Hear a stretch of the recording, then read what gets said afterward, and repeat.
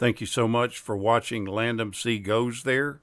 Please subscribe and hit the like button and the bell notification button.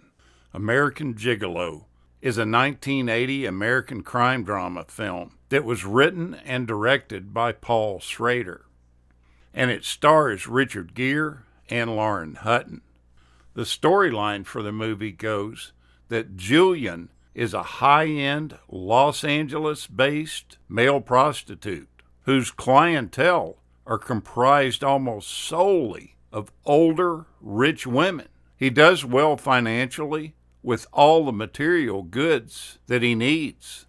He originally got his start in the business working for Anne, who largely taught him the ropes of the business. He eventually decides to drum up his own business and take 100% of the cut. That business is either by word of mouth or by prowling the upscale hotel bars for lonely foreign females. It's during one of these cruises that Julian meets Michelle Stratton. Despite she not being the potential client he thought she was, as she is a married local waiting for a friend, as opposed to a lonely foreign tourist. That being said, she searches him out later for an encounter. They begin a relationship, and he serves the purpose to fill the physical and emotional void that's in her marriage to what is a largely absent husband. Julian later discovers that her husband is Senator Charles Stratton, with the emotional void in her marriage being that he treats her more as a political prop than a wife.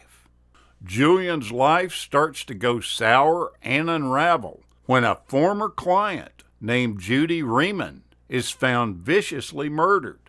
Julian quickly becomes a suspect and admits to one of the investigators that he did have a rough physical outing with her in a previous encounter, but that he was with another client at the time of her murder. As discretion is part and parcel of this business, Julian's wealthy client fails to corroborate his alibi, and Julian slowly begins to believe that someone is trying to frame him.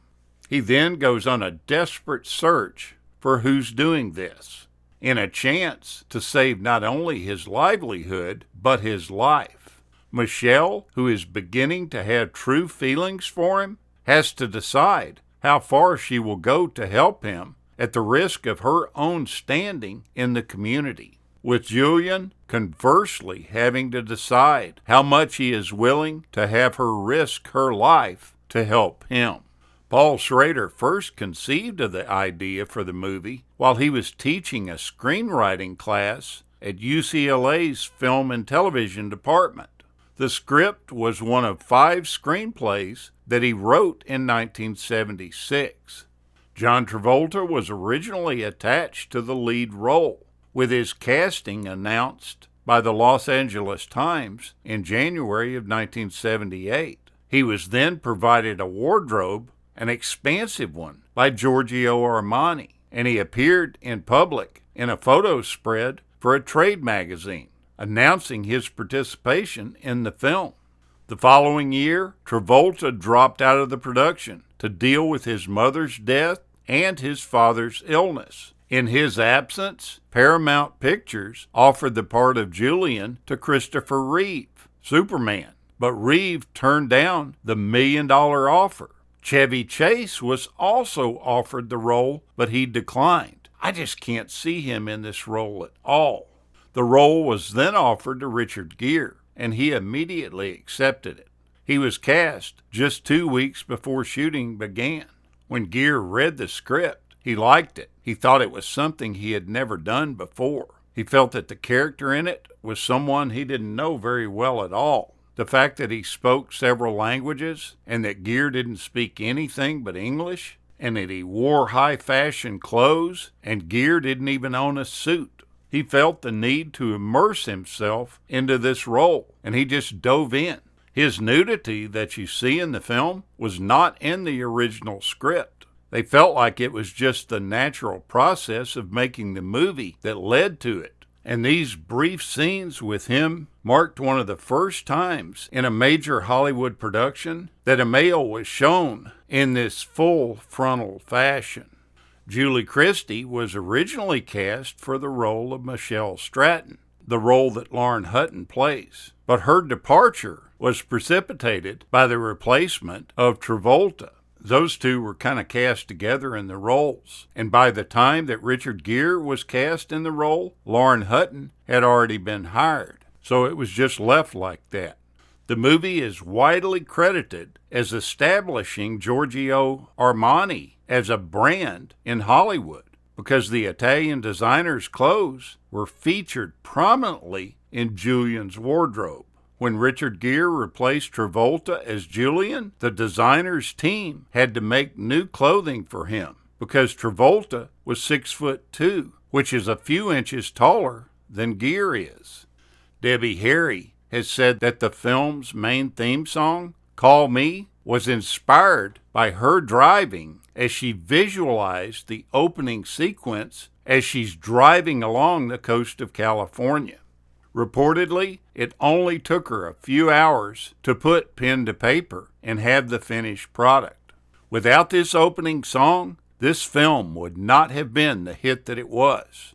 The song went on to become a massive hit itself, and it went to #1 in the UK and the US markets. When the movie came out and audiences saw the scene where Richard Gere meets Lauren Hutton in the lounge, audiences were blown away by Hutton's performance and her statement that she just wanted to know how much it would cost for one good one. At the time, this set everybody back on their heels. They weren't used to seeing this type of conversation come out of such a prim and proper mouth.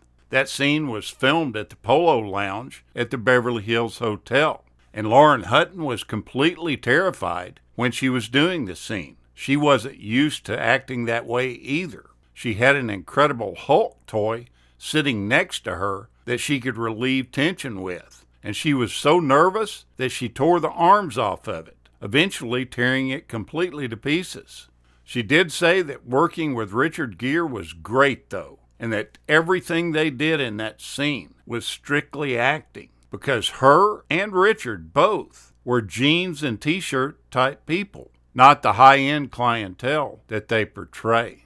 The movie was a critical success, but it didn't make a penny originally when it first came out. Eventually, as time went on, it turned into a real stylish hit, and it's definitely one that you ought to revisit. I think you'll enjoy it. Thank you so much for watching, and we'll continue to chase the classics.